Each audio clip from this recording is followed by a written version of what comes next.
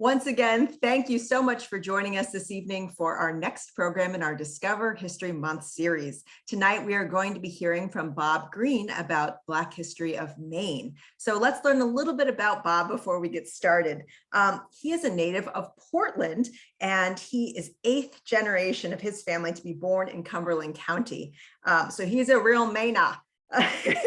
His roots in Maine stretch back to the 1700s.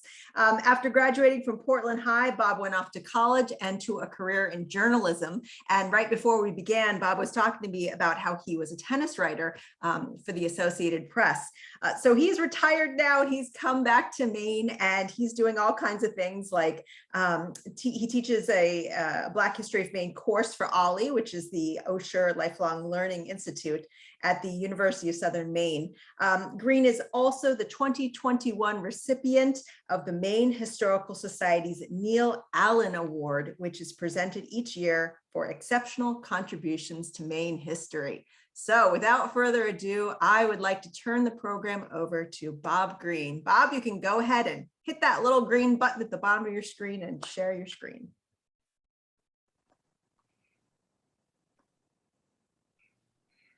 Looks great. I can see it. Good evening. I need your help. Here we start, and you're looking for me, and I need your help. Who is Seneca Palmer? Or to be more accurate, who are Seneca Palmer? After all, there were two of them, father and son. Forgive me.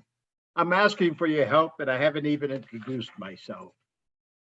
My name is Bob Greene. I was bred, born, and educated in Portland, and at least up until I graduated from Portland High School. My higher learning was done out of state, in Virginia for 1 year, then the University of Kansas. I am a journalist by trade and returned home to Maine after I retired. I want to thank Julie Pierce, the program and events coordinator for the Camden Public Library, for giving me the opportunity to seek your help. Now, when I was young, we called ourselves maniacs, spelled with an E, of course. But then so many from away moved here and thought that was not a nice name, so now we call ourselves Mainers. Forgive me, but I was born in the first half of the last century. I'll let that soak in for a while. It means I'm old, but an old maniac, spelled with an E, of course. I began my genealogical research in 1992 when my oldest son asked if we had any relatives. All 5 of my children were born in the Midwest and knew only my father's extended family. My dad was born in Kansas City, and his siblings, with the exception of one, had no children. My mother, on the other hand, was born in Portland, as was her mother.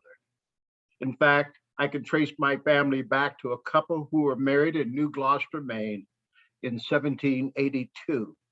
And according to the American Genealogical Biographical Index, my 5-time great-grandfather was born in Maine in 1750. And boy, does my son have relatives. That search for my roots led me to a study of Blacks in the state of Maine. And that has led me to teach a Black History of Maine class at the Osher Lifelong Learning Institute, OLLI, the senior college at the University of Southern Maine. One of the first things I realized that everyone, including myself, looks at history through our own eyes. That's a mistake. So the first session of my class is taken up with trying to make my students look at Maine as it was then. For example, in his book, History of Camden and Rockport, Maine, Arthur Rule Robinson writes about how mail was delivered in those early times. Remember, this was a time when you traveled by boat, by horse, or by foot. Robinson mentions that the most eastern post office in the state had been Wiscasset, to which the mail from Portland was brought twice a month. In 1793, a man by the name of Russell was hired by private individuals to go from Castine to Wiscasset to carry letters and newspapers to the towns between those two places. Russell went on foot once a fortnight, every 2 weeks. The part I like in the story goes that Russell, quote, lived at the Penobscot Ferry, and finding traveling agreed with him so well, he traveled off to the West States, leaving his family and the mail to take care of themselves, end quote. As we have heard over and over, Maine is one of the whitest states in the nation. That is a subject for debate, but not at this time. Right now, let me assure you that at least a few Black folks have been in what we consider paradise for as long as Europeans. In fact, the first Black man we know by name to have stepped foot on what is now Maine was Matthew da Costa. And he was here 12 years before the Pilgrims arrived at Plymouth Rock. Da Costa served as an interpreter for a group of French explorers that included Samuel de Champlain, the guy for whom the lake is named. Da Costa is believed to have been fluent in Dutch, English, French, Portuguese, Micmac, and Pidgin Basque, and is known to have been sought by both the English and the Dutch to help in their contacts with Aboriginal peoples in North America. Of course, Da Costa wasn't the only one. A 1672 court document describes Anthony, a Black man. Anthony was Dr. Antonius Lamy and may have been Maine's first doctor. Africans and their descendants have never been a big portion of Maine's population. In 1753, a Portland newspaper, the Transcript, reported there were 21 slaves in the area of Maine's largest city. By 1764, the newspaper said the number of Blacks in Portland had increased to 44, while there were 322 Blacks living in the territory of Maine. Educator and author Patricia Walls, on the other hand, has found more than 500 slaves in the Kittery area over a period of time. The book, Maine's Visible Black History, which is co-authored by two friends of mine, H.H. Price and Gerald Talbot, show that between 1820 and 1870, a period of only 50 years, Blacks were living in 274 towns, including Camden, in all 16 Maine counties. Now, while that's basically a small number, Blacks have had an impact on the areas they called home.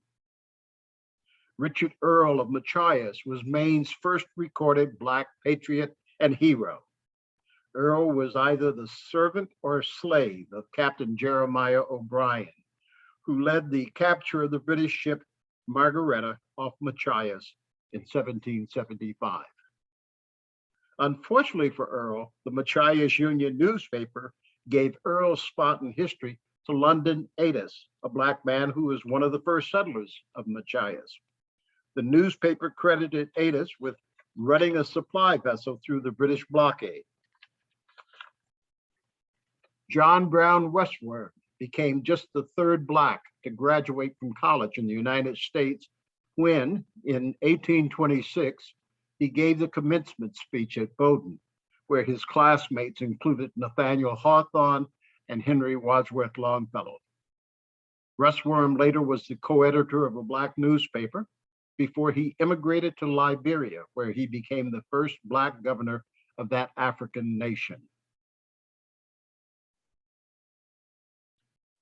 Born in Gray in 1798, Reuben Ruby moved to Portland as a young man and eventually became a national leader in the abolitionist movement. Ruby was the first hack driver in Maine when he began his taxi business in Portland. And he was one of 6 men who formed the Abyssinian Religious Society and built the Abyssinian Meeting House, currently the 3rd oldest African-American meeting house still standing in the nation. And as you can see, it is currently undergoing restoration. Reuben Ruby also was the father of William Wilberforce Ruby, who became, among other things, a fireman and was credited with giving the first alarm of the Great Portland Fire in 1866. Another of Reuben's sons was George Thompson Ruby, who was a journalist and a politician. George Ruby was elected to the Texas Senate during Reconstruction and twice was a Texas representative to the Republican National Convention. A native of Cape Verde, Narcissus Machias arrived in Bangor in 1834. At one time, he had 7 wagons delivering baggage and express packages in Bangor, the FedEx or UPS of his day. He also owned and drove the first coach, a 9-seater bus owned by a private individual in the Queen City. A member of the Bangor Fire Department, Machias was the first man in Bangor to deliver ice to individual customers. Robert Benjamin Lewis was born in Pittston in 1802. He held 3 United States patents, including one machine to caulk the seams of wooden ships in order to make them watertight. The hair picker became a mainstay of Maine shipyards for years. Lewis also wrote the first world history book from a viewpoint of African Americans and Native Americans, entitled Light and Truth. Macon Boland Allen became the first African American lawyer in the United States when he passed the bar exam in Portland in 1844. He later moved to Boston, where he became the first Black to become a justice of the peace. James Augustine Healy was the oldest of 10 children born to Irishman Michael Healy and his slave wife, Mary Eliza. James was valedictorian of the first graduating class at Holy Cross College in 1849.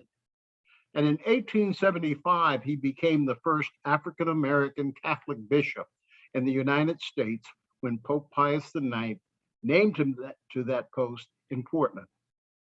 Under Healy's administration, membership in the Catholic Church in his jurisdiction of Maine and New Hampshire doubled to about 100,000,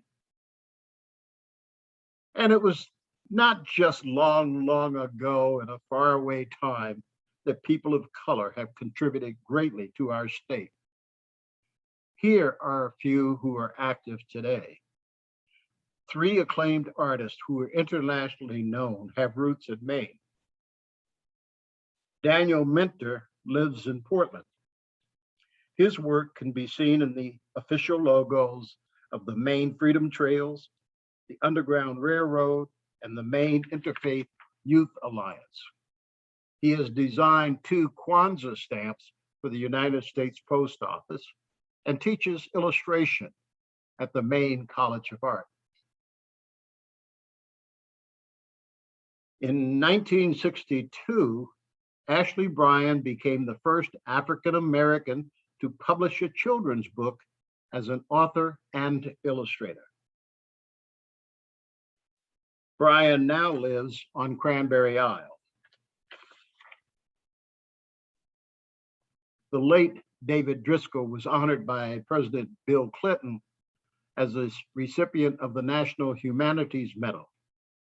Driscoll first came to Maine in 1953 to attend the Skowhegan School of Painting and Sculpture. He brought a home in Falmouth and split his time between Maine and Maryland before he died last year of the coronavirus.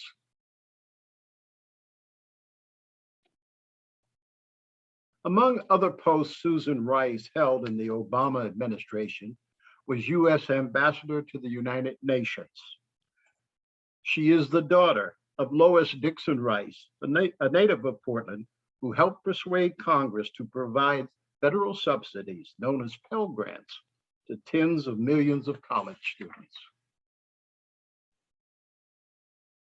Barbara Nichols was born in Waterville and grew up in both Augusta and Portland. She became not only the first Black to be elected president of the American Nurses Association, but still is the only non-white to hold that position. Barbara went on to head up an international company and is still teaching nursing at the University of Wisconsin. Dr. Joyce Gibson is the dean of USM's Lewiston Auburn campus, the school's top official in the LA area.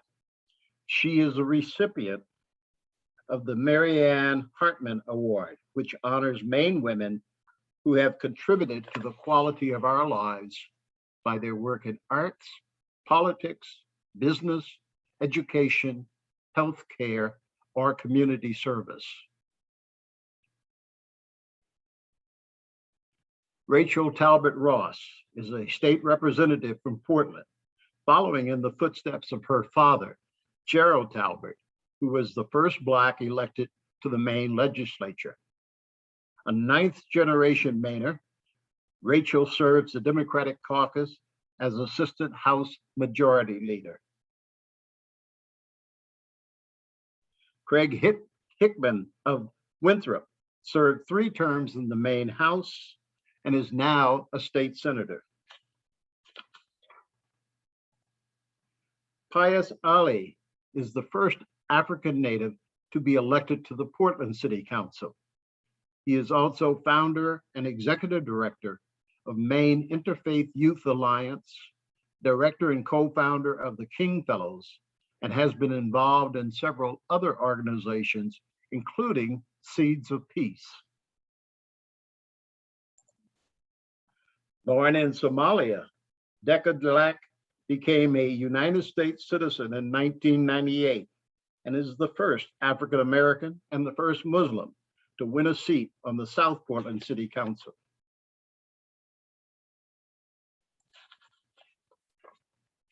Although Angela Okafor earned a law degree in her native Nigeria and passed the bar exam in New York, she was unable to get a job in the legal field. So she washed dishes to earn a living. That was before she opened her own law practice, an international market, and a hair care business in Bangor. And oh yeah, she's now a member of the Bangor City Council. When she was 7 years old, Safia Khalid and her family fled the war in Somalia. At the age of 14, she became an American citizen. 10 years later, Safia became the first Somali American and the youngest person ever to be elected to the Lewiston City Council. The Lewiston High School graduate won nearly 70% of the vote when she ran for the City Council. Claude Reganji, a native of the Democratic Republic of the Congo, has been elected to the Westbrook City Council. Claude, I'm not going to try his last name again, also is the founder and executive director of Prosperity Maine in Portland. The Camden area was not left out of the Black experience. You've heard of Mehitable Thorndike, haven't you? Well, if you have, don't get your sheets all knotted. I'm not saying she was Black. Mehitable Thorndike was the first white child to be born in Camden. And you can tell the historian who recorded that fact must have been white. No one mentions Harriet Jones. Now, Harriet Jones was the only Black living in a 4-woman household in New York City in the 1850 census. What makes her special is the census taker wrote down that Harriet Jones was born in Camden, Maine in 1821. Now, I can't find any mention of a Harriet Jones in the Camden Vital Records. But if the 1850 federal census of New York City is true, she may have been the first Black child born in Camden. James Rozier served as historian on the voyage of Captain George Weymouth, who is credited with being the first European to visit the Camden Harbor. Rosea described the natives who peopled the area had painted their bodies black when that first British ship showed up. According to Robinson's book, History of Camden and Rockport, Maine, when James Richards brought his family to the Camden area on May 8, 1769, an African cook aboard the ship pointed to the island at the entrance of the harbor and claimed it was his. Robinson wrote that after that, the island was known as Negro Island until the name was changed just a few years ago. According to Locke Sketches, a book about the Camden area, 4 manumitted slaves were among the workmen employed in 1802 to build a road, then known as Turnpike Drive, from Camden Harbor to the Lincolnville Center over Maguntacook Mountain. And I haven't talked about Atticus the slave, who put the Camden area on the national map before the Civil War.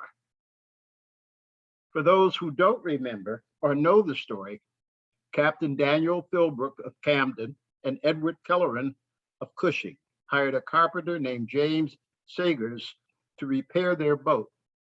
Their ship carried lime and hay from East Thomaston to Savannah, Georgia, and was to be repaired in the southern port. Sagers was aided by his slave Atticus, who is also a skilled carpenter. And when the repaired boat returned to Maine, Atticus had concealed himself on board. He was not discovered until they were several days at sea. When Sagers realized his slave was missing, he sailed to East Thomaston, where, with local help, he grabbed Atticus and forced him back to Georgia. To cut to the chase, as they say, the Atticus incident sparked a large legal battle between the states of Maine and Georgia that was never quite resolved. And even Alabama got involved, threatening to arrest any Mainer who set foot in that state. I could go on, but I began this conversation by asking for help. And I want to be sure to have plenty of time to take questions and comments.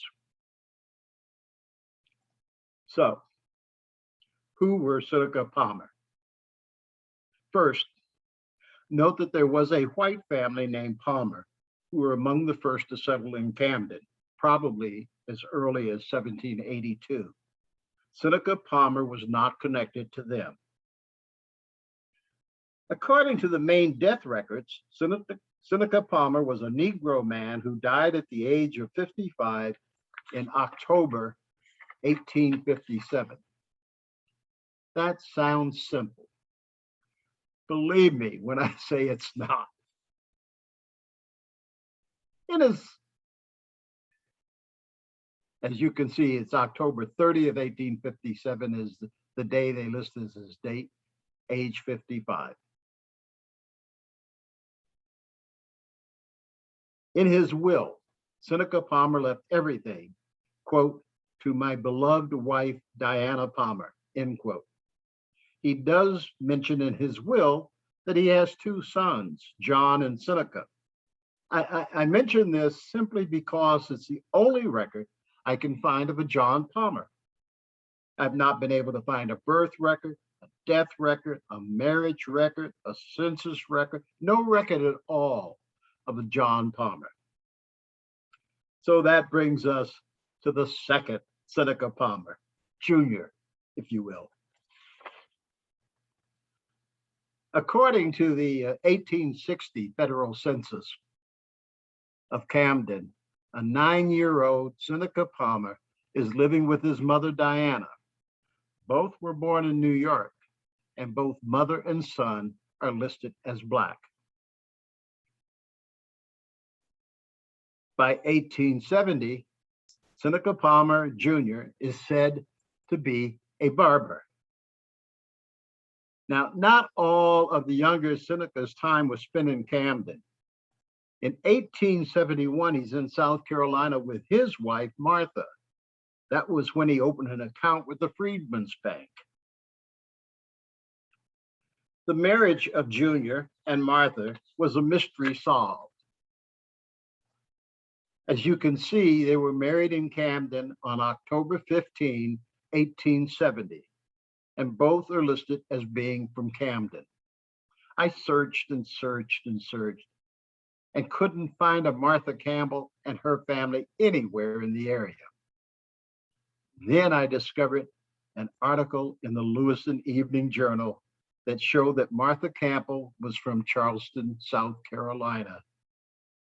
That probably explains why the couple were in South Carolina the next year when he opened his Freedman's Bank account. I presume they both returned to Camden, where Seneca Jr. apparently died in 1926. I say presume because his wife Martha is never mentioned in any records I have found after that Freedman's Bank record.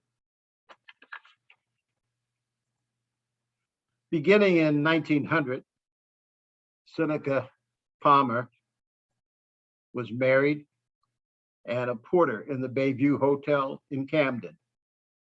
While in 1910, he's at the same hotel, but as a shoeshine man who is single. 10 years later, he reports he is divorced. There's an interesting observation by the census takers. As you can see, in 1900, Junior's white. He's called mulatto in 1910 and listed as black in 1920. I guess he's probably spending too much time in that Camden sun. So simple, yet. There's the problem with Daddy Seneca. Let's look again at his death record, which definitely shows he died on October 30, 1857. And this, by the way, is a grave record, but the death records and everything that you find are exactly the same. As you can see, his wife, Diana, died in 1894. She was 90 years old. And SW, that's the son, Junior, died in 1926.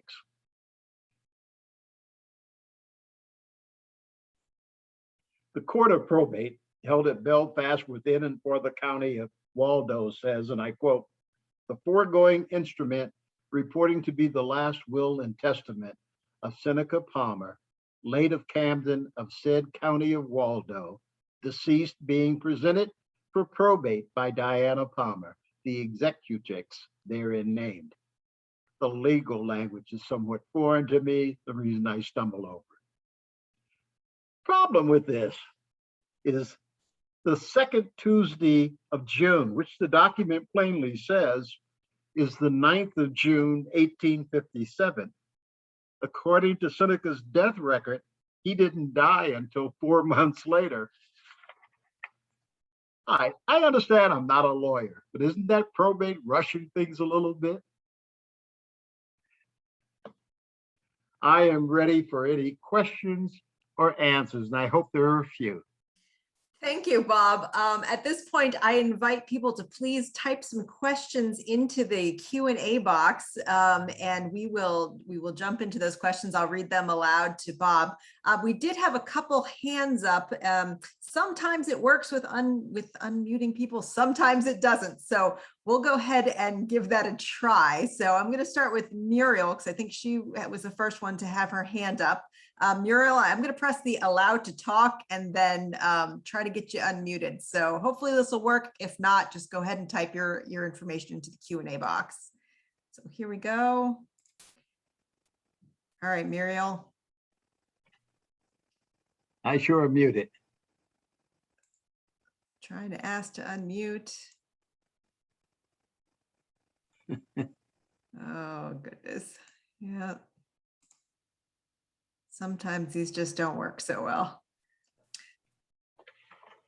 All right, Muriel, it doesn't seem to be working. I'm going to go ahead and promote you to panelist. So here we go. Let's see if that works. Muriel, are you able to unmute yourself now? Yes, oops. She was briefly unmuted. All right. If that's not working, Muriel, you can go ahead and just type your question into the Q&A, and we'll just jump into the Q&A box. It usually works the best. Okay. So our first question was from Steve, and he wanted to know a little bit more about African Americans who were laborers and sailors in Maine's maritime history. He says they were substantial, or most of the crew of the famous ship Wyoming. Yes, you have to, people should understand that blacks came to Maine for the same reason that everyone else did, jobs. And again, I talked about, we don't think about, we think about history in our own terms, and we shouldn't. You have to understand that ocean-going vessels sailed into Bangor and Brewer, and also into Hallowell and Augusta. It even blows my mind today, but they were seaports, and that's where you find large black populations. And I must say that when I use the term large, I'm not talking about a whole lot, but a lot more than you would find, say, in Camden. Although Camden was a seaport, but as you notice, the ships were sailing in and out of East Thomaston. Thomaston had more blacks, and it's right next to Warren. That's where the large black population in Waldo area was. But you find them at every seaport as mariners. They yesterday I was with a friend who's a historian, and we were talking again. There are two different groups that you see listed in the census. One is mariners and one is seamen. And the only thing that we can figure out, and this is our guess, is that seamen were what they called brown water sailors, and mariners were blue water sailors. What I mean by that is seamen were the ones that sailed from, say, Camden or Portland down to Boston and New York and Savannah, where mariners, the blue water sailors, were the ones that went overseas. But there were a lot of them. And that is the bulk. When you look at the census of 1850, the bulk of blacks in Maine were connected to the sea as either mariners, seamen, longshoremen. Blacks dominated the wharfs on the Atlantic seaboard and also on the Caribbean seaboard until the Irish came. Until then, it was all blacks were the big groups on the docks. So that you will see in 1850, seamen, mariners, stevedores, dock hands, longshoremen, whatever you want to call them, and also cooks, waiters. Waiters when they go to sea are called stewards. So they can get job on both land and sea, and same thing with cooks. You also will find coopers, the ones that make barrels, and a lot of other occupations that pertain to or are employed by seagoing vessels. Now, I say all of that. Camden, for some reason, didn't have very many. They had a few, but very few. All right, Bob, thank you for that. So Melissa asks, is it possible that Seneca Palmer was listed in the census as white and then black due to white society's feelings about race? Who knows? Your guess is as good as anybody else's. I just noticed it though. And, well, by the way, in the last one in 1920, if you were quick enough, you saw he was listed as black, and then there was in parentheses underneath that white. That is that somebody else. And I checked the census record. The census record, he's listed as black, but someone else looking at that went in and put white in there. That's why it's in parentheses, to say that somebody lately has put that in So And I should mention, if you joined us a little bit later, Bob is a genealogist and also a former journalist. So this is a gentleman who knows how to do his research and is familiar with the complexities of navigating genealogical records, of which there are many complexities. Okay, so Paul wants to know, when did Maine abolish slavery and was it a struggle? Maine was part of Massachusetts. It was the District of Maine. And Massachusetts abolished slavery, and I'm going to make myself look very dumb. I don't know the exact year, but it seems to me like it was around 1783, and that's a guess, but I'll bet you I'm not off by more than 4 or 5 years either way. A judge ruled that slavery was illegal in Massachusetts. And at that particular time, Maine was part of Massachusetts. So that actually ended slavery in both Massachusetts and Maine. Were there slaves after? Of course. I found a family of 10 listed as slaves in Bristol in 1810. United States government likes to say that it abolished slavery, the importation of slaves, in 1808. What it did was abolish the importation of slaves from Africa. You could import slaves from Jamaica or anywhere else in the West Indies or Brazil, or as long as they didn't come from Africa, you could import slaves. Basically, up until January 1 of, well, not even then, because I was going to say the Emancipation Proclamation ended slavery, but only in the states that had seceded from the Union.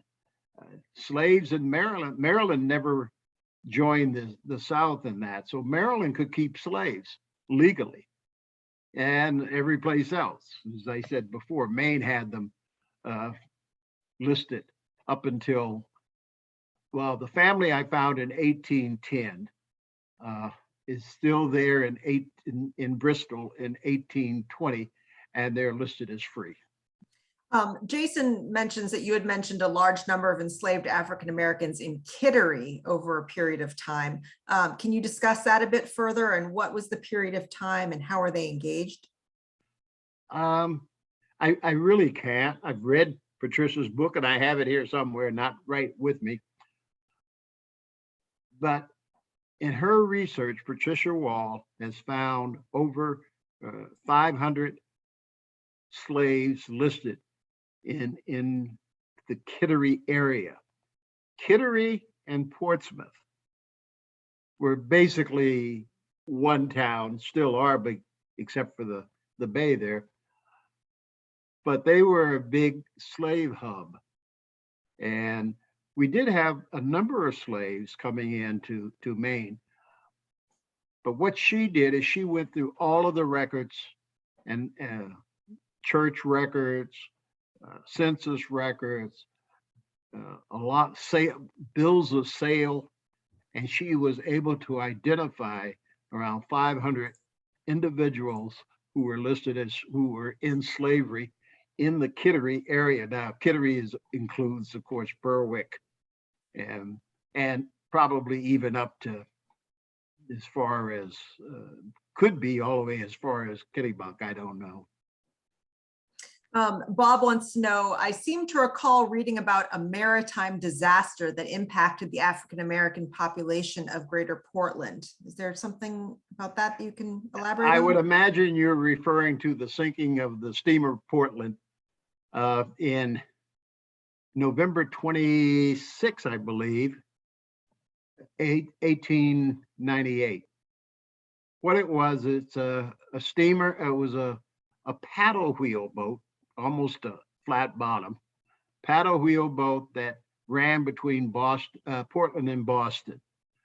And although it was the perfect storm, 3 storms in all, one from the north, a nor'easter, one came in from the west, and another one came up from the south, and they merged in the New England area.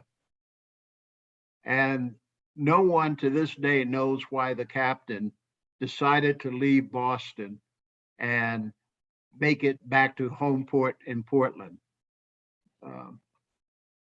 What I find interesting about that, and remember, we're talking about days before telephone or anything like that. So the boat didn't make it to Portland, and no one knew where it was. So newspapers were thinking that maybe it pulled into a cove or something to ride out the storm. So it took a while before it took until bodies started washing up, bodies and debris from the ship started washing up on Cape Cod. They just found the boat, the ship, the steamer Portland was found off of the Cape Cod, I would say maybe 10 years ago. Oh, wow. Okay. Yeah, it's just found, and I've seen some pictures of it. They found it. Oh. Not everybody was discovered, but there were 19 blacks that worked aboard the ship that went down. All hands were lost. And by the way, that became a very, very important disaster. It was because of the sinking of the Portland that today, when we step on an airplane, the passenger list is left ashore. Really? I didn't know that. So there's always a list available, because to this day, the number of people that went down with the steamer Portland was somewhere between 196 and 219. No one is sure. They had a passenger list, but it was on board ship. That's unfortunate. Yeah. So Eileen asks, can you talk about your family and the genealogical research? Do you know why your family came to Maine in the 17th or 18th centuries? No. It's interesting. I mentioned Reuben Ruby in my speech, and 2 of his sons. Reuben Ruby would have been my uncle. My 4-time great grandmother was Reuben Ruby's sister, Sophia Ruby. The people I pick as my 5th great, his name is Boston Reuben, and his wife's name is, I believe, Zuriah. Oh, I know the last name. I just can't, it won't come out right this moment. Lewis, Zuriah Lewis. They were married on December 23rd, 1872 in New Gloucester, Massachusetts. Now, who are they? They're both listed as being black. And they're in New Gloucester. In the 1790 census, which is the first federal census, there is a person in Cumberland County listed as either Boston Black or Black Boston, according to where you put the first name first or last. In the 1800 census, there is a Moston Ruby, Moston Ruby, who's listed as being black. I personally think that's the same person. And I think and then in 1810, you start seeing the children like Reuben Ruby and stuff, because until 1850, the census only mentions the head of household. 1850, they finally got around to listing everybody in the census. So until then, you got who the head of the household was and how many males but under the age of 10 and how many males from 11 to 25, etc. And then same with females. And so, but you start seeing rubies. If you check Ruby in Maine, the last name Ruby in the state of Maine, you will find until the 1900s that they're all black or mulatto. Mm. There are no white rubies in the state of Maine. Then in about 1920, I think, around that area, a family from Hungary landed in Cumberland County, and their last name was spelled H-R-U-B-Y. The next time you see them, they have dropped the H. Ah. And so now they're white rubies in Maine. But until then, they're all listed as black or mulatto. Most, by the way, are mulatto. George Ruby was said to be in the newspaper. They called it, he was the first black to graduate from Portland High School, and the head of the school said that he was very light skinned. So. Well, this leads me to another question. So Karen asks, were there many interracial marriages in the Black community, and where did folks find spouses with such small populations? There were quite a few, a lot more than you realize. And a lot of them, it's interesting because we're getting back to that little comment I made about Maine being the whitest state, because there are a lot of people in the state of Maine today who, if you look in the history, their histories, you might find a black presence. There's the one that comes immediately to mind was a man in Litchfield.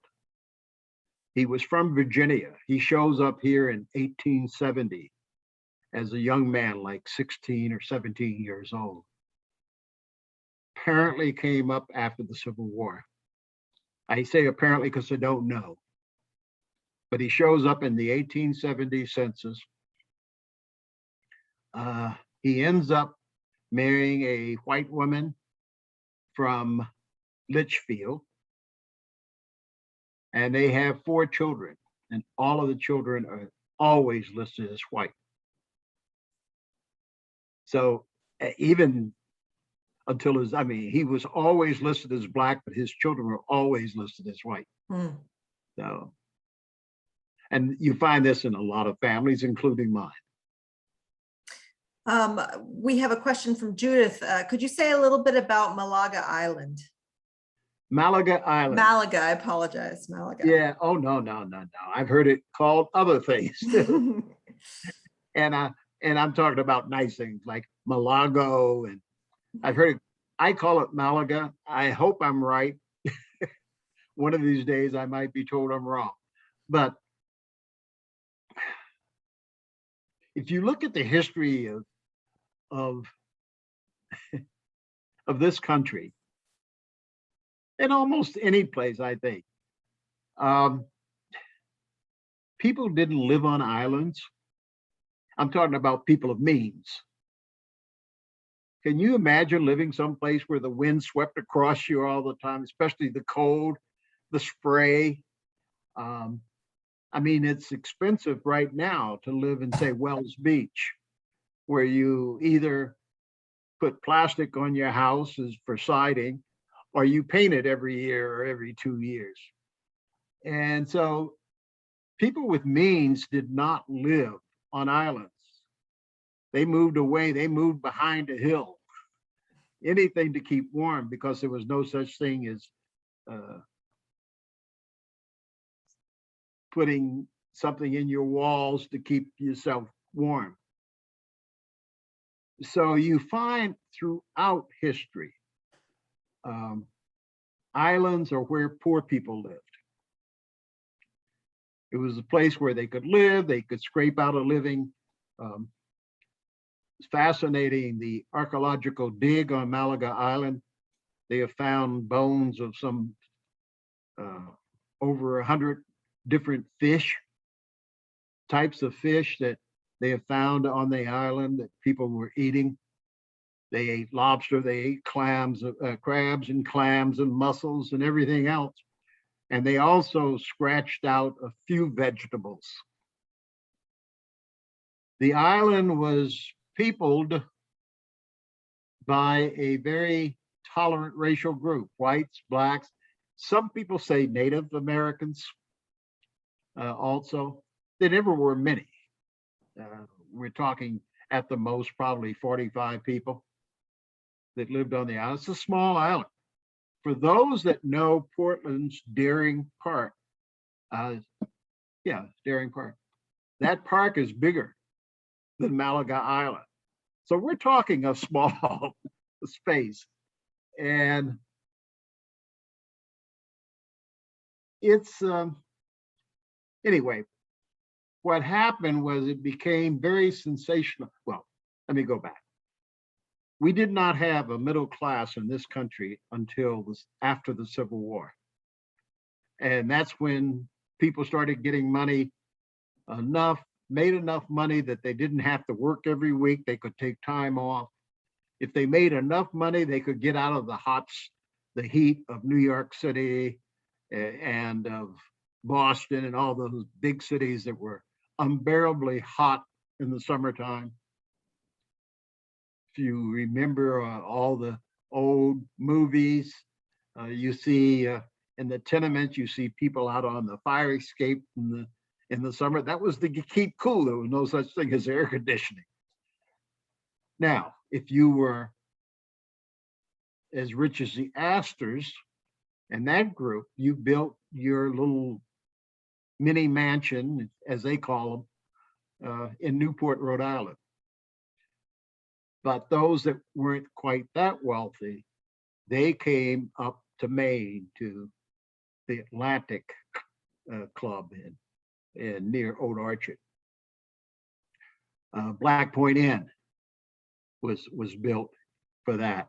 And there were other places that were built near the sea, got the cooling breezes off the ocean, and you sat, that's where you went for the summer, at least the wives and children. And the husbands, when they got a little time off, they would come up and get it.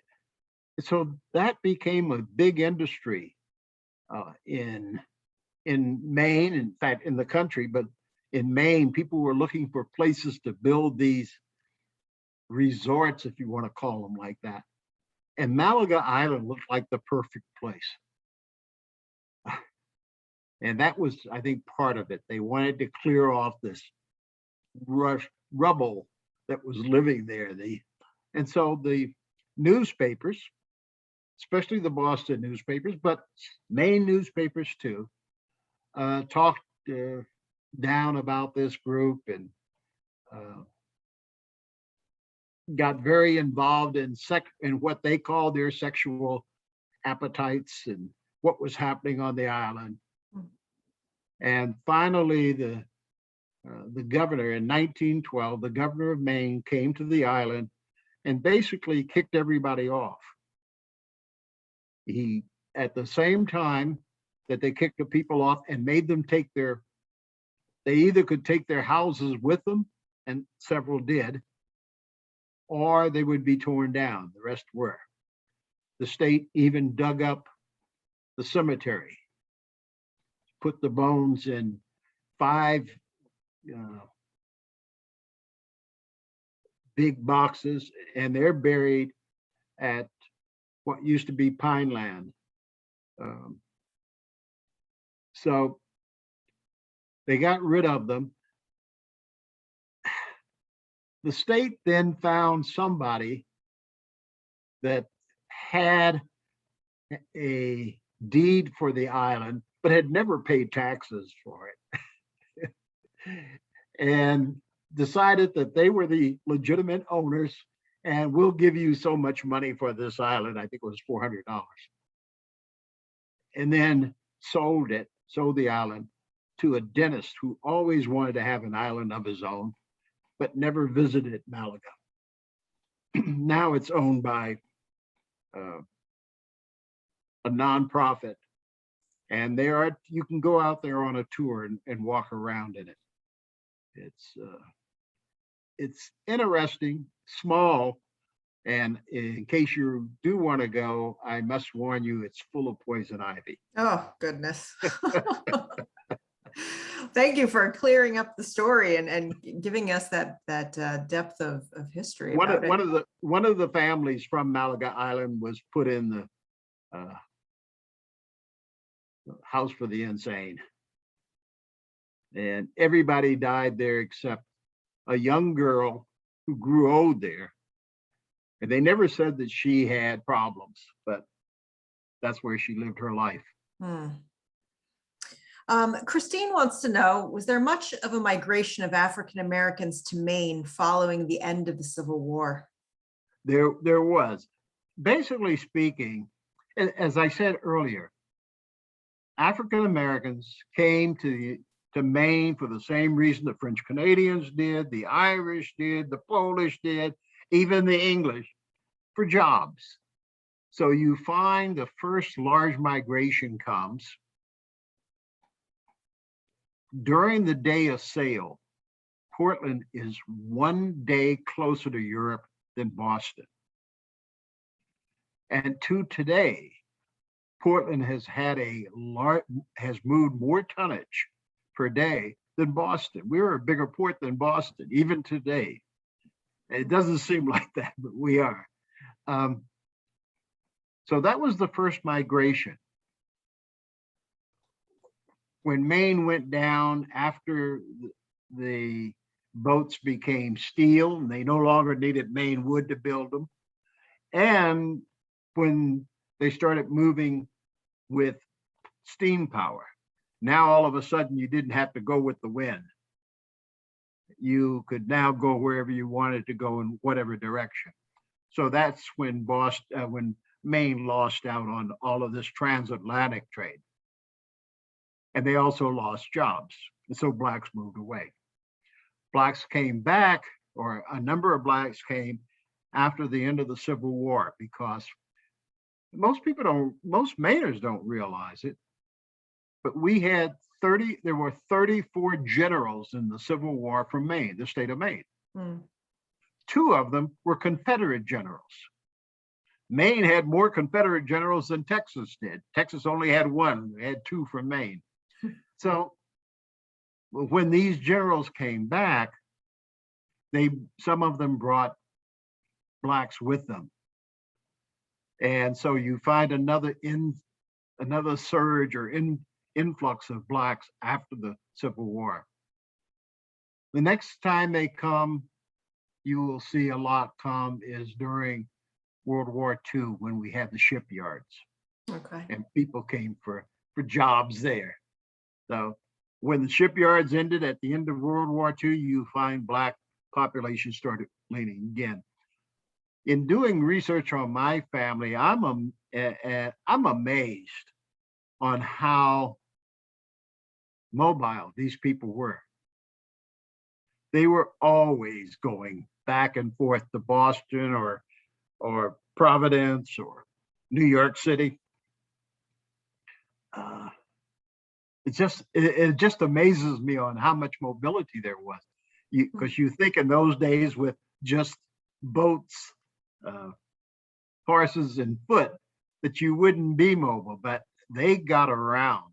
And that's the reason that the northern half, north of the Kennebec River, you find a lot of blacks there that have ties to New Brunswick, blacks in New Brunswick. Okay.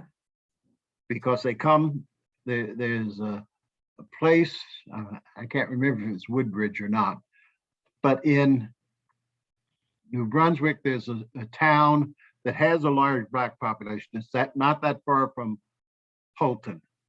And a lot came in from Holton and eventually make their way down to Bangor.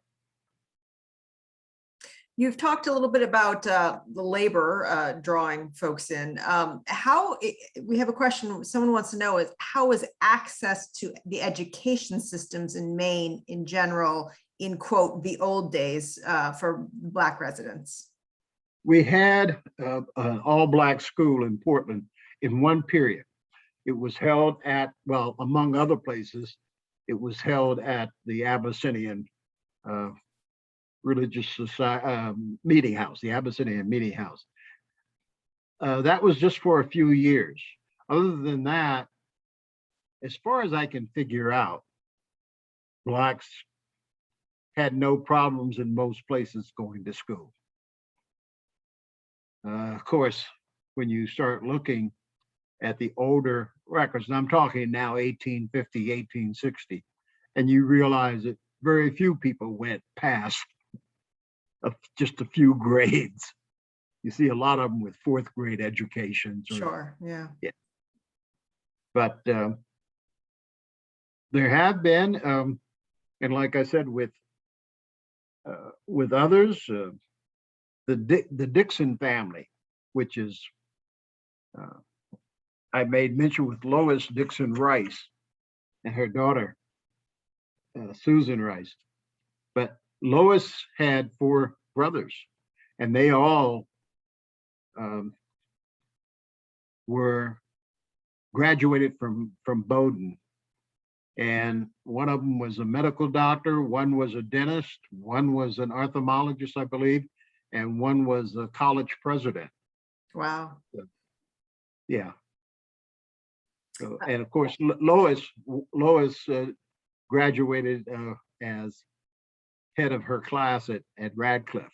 Oh, setting the bar high for her descendant. Right. Somebody mentioned to me that they think it was because she came out of Portland High in 1950. Yeah, she came out in the spring of 1950. And somebody was saying they think at that particular time, Bowdoin only was a men's only school. Speaking of some clarification on things, we did have a few people note that slavery was abolished in Massachusetts in 1783. So that was the year that we were kind of stumbling around on a little earlier. Right. And we have, Charles says, my 4th great grandfather, Daniel Over, was a fisherman at St. George, born in Beverly, Massachusetts, 1789, moved to St. George, Maine, 1810.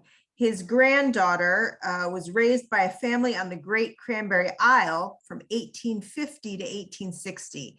Have you heard of families adopting orphaned children on the Cranberries? Ah, I know who he's talking. I know who. What's the person's name? Charles. I'm not going to say last names out loud. I know. I know who he is. No, but he wrote me. He sent me an email about that, and I haven't, but there is something that he's hit upon that I have noticed. Let's see, that would be my great grandparents lived in Brunswick, and they had 10, 12 kids, I think. And in one of the census, I find them in Brunswick with most of their children, but the last 3 girls that are like 6 months, 2 and 3 are living with a white family that's down the street from them. And I can't figure out why. And they aren't that was the only time I find my family like that. But I've seen other families like that, and I don't know the reasons why. Right. That can be very difficult to uncover. Sure. Yeah. Sam asks, Bob, are you descended from the people who are the namesake of the Greene AME Zion Church? The which church? It says Greene AME Zion Church. No. The AME Zion, African Methodist Episcopal Zion Church, which is the one I grew up in, Greene Memorial. The name Greene was put on the church in around 1943. And it was named for Moses Greene, who arrived in Portland from Maryland and started the story is that he arrived in Portland the day after the Union Station opened. And he started as a shoe shine man in the Union Station and became the richest Black in Portland. He was the one that gave a lot of money to the church. And so when they named it, he died. And when they named it in 1943, it was named for Moses Greene. He's not related to me. My daddy came from Kansas City. One of the things that I have found, which I think is very interesting, and because I've only looked at my family, not anyone else's so close all the way, is that I have found that over the generations, it's been the women in my family who have stayed in Maine. Okay. And they have married men from away. My 4-time great grandmother married a man from the Caribbean. My 2-time great grandmother married a man from Yarmouth, Nova Scotia. My grandmother married a man from New Kent County, Virginia. And my dad comes from Kansas City. So, which is the reason why we have so different many last names in our family too. I have a question. Angela's been very patient. She's had her hand up, but I think I'm going to try to go into this because it looks like she's written the question down as well. It says, thank you, Dr. Greene. Can you talk about the social or political context for Black Mainers at the turn of the 20th century? She references what you told us a little earlier about Malaga Island. And she's also read that the previously well-inhabited Black community of Petersburg, South Warren now, had its own school that was closed in 1911. What was going on at that time that led to these semi-autonomous Black communities ending? I'm not really sure. I can take guesses, and that is what it will be, because I have not studied that much. You know, when you look back and you find, one of the things that you will find in the state of Maine is a lot of Black men who become barbers. One reason for that is that you're your own boss. You make your own hours, you don't have to worry about somebody else hiring you. And that may have been a problem here. I don't know. I do know that when I was young, the Black women in Portland had jobs either in white homes as maids or as elevator operators in the downtown stores. My mother, who was an elevator operator in what is now the Time Temperature building, she went to Porteous Mitchell's making the signs. My mother had majored in art at Portland High School and was somewhat of an artist. Her father was an editorial cartoonist. So art was real big with her, and she got the job, and that she became, I think, the first Black at the big downtown stores that was not running an elevator. But before that, you find exceptions. That's what makes it so difficult. I told you about Mr. Taylor in Litchfield. He was superintendent of schools for a while. He taught at the Litchfield Academy. You know, and you find these kind of exceptions around. I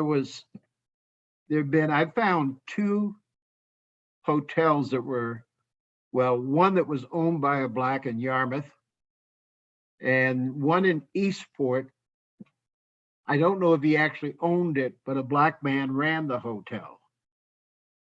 And most of the staff was black. Not all, but most. I don't know how unique these people were, because most of them were fishermen or sailors, seamen, and they worked for other people. But that was also true with the white group too. Mhm. You know, I remember Maureen Elgersman Lee does a good job in her book, Black Bangor, talking about getting into some of the different occupations that folks in the Right. Black community had in Bangor. I don't think we've mentioned that book yet. Can you talk a little bit about that population from 1880 to 1950 in Bangor?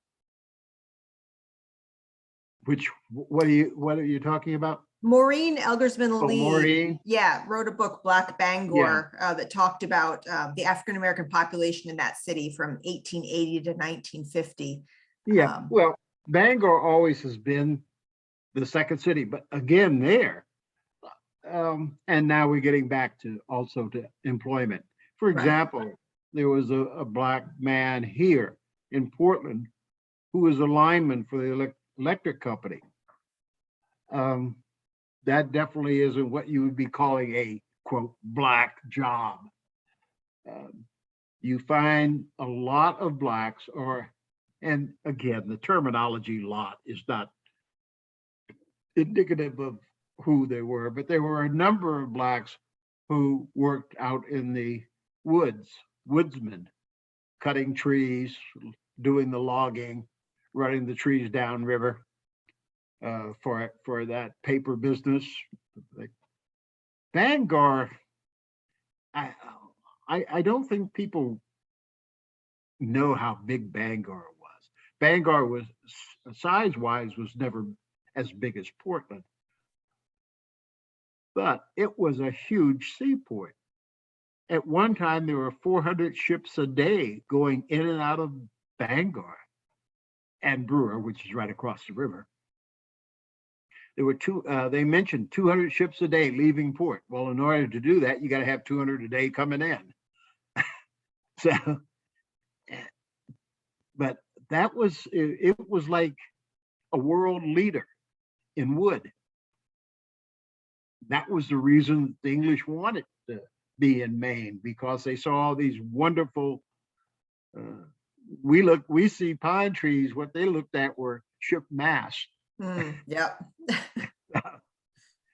And so yes, we did. And this might be one of the reasons that blacks from New Brunswick were coming in from Fredericton. And there was a black community a couple of black communities right outside of Fredericton. And you find all the blacks in Maine who've been here for 100 years, families, have got connections with the families in around Fredericton, including mine. I mean, they might not be a direct, but I have a cousin who married one and that kind of thing. So, but you ask about them, that was where, and they had a good, strong community, a black community in Bangor. They had one here when I was young in Portland. It was led by the Dixons and others. And so you see this in those two cities, especially. Well, actually, there was more than that. You have to include Bath and Brunswick in that, as having large enough. And of course, you made mention of Peterborough, which is a neighborhood in Warren. There were enough to make a community and be noticed, and they worked hard, and they did churches, they made families, brought up children. It was great communities. Something we haven't talked too much about yet is the Underground Railroad. And Eileen would like to know if you could talk about Reuben Ruby's involvement in the Underground Railroad and the Black community's spearheading of what was until recently attributed to the efforts of white abolitionists. Yeah, let's put it this way. If you want to run a successful secret operation, you don't write down stuff so people find it. So today we know that it happened. We have no clue as to where and when because they didn't make records. Reuben Ruby was involved. We know that the Abyssinian, the building was involved. And we know other people that were involved in various things. How much they were involved, what they did, we don't know. But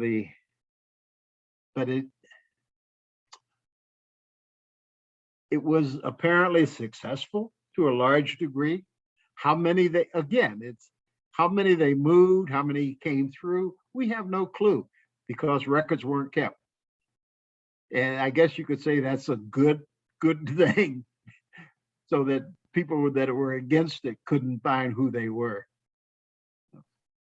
Yeah, I know that Eileen did a presentation. I mentioned this to you off camera earlier. She talked about this last February. She did a presentation about Maine Underground Railroad. And I remember her telling me just how very difficult it was to research that talk. Is that a subject that you look, or that you think you my friend H.H. my friend H.H. Price, who was co-author of Maine's Visible Black History, is the expert of the Underground Railroad in Maine. And we have really never sat down and talked about it, although it has come up on occasion. But exactly what I said, one of the big problem is the wrong word to use. But the fact is that because you were trying to run a secret organization and you didn't keep records, it's kind of hard to pinpoint exactly what was happening where and with whom and how. With any accuracy, because I mean, you have rumors and you have stories that get passed down. There you go. And they're hard to, in hard to Brewer, find the they evidence found that for. in Brewer, there was a big row over whether or not to tear down a house. And it was on the hill where those who know where the statue of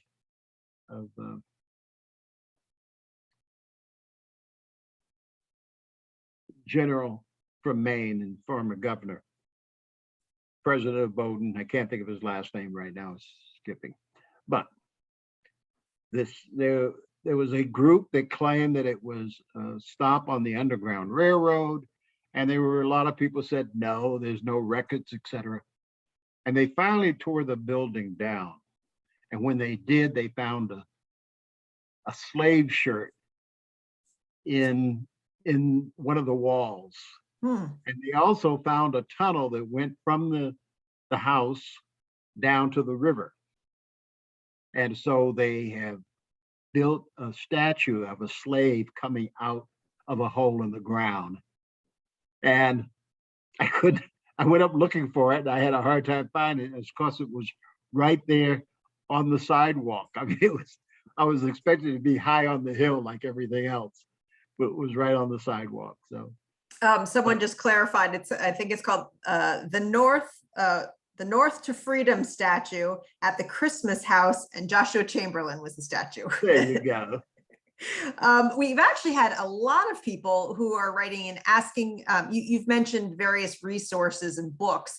Is there any way, Bob, that you might be able to put together a resource list that you could send me, that I could send out to folks who, of some of the titles that you've mentioned? I can give a very small list, but there's a very large group. Okay.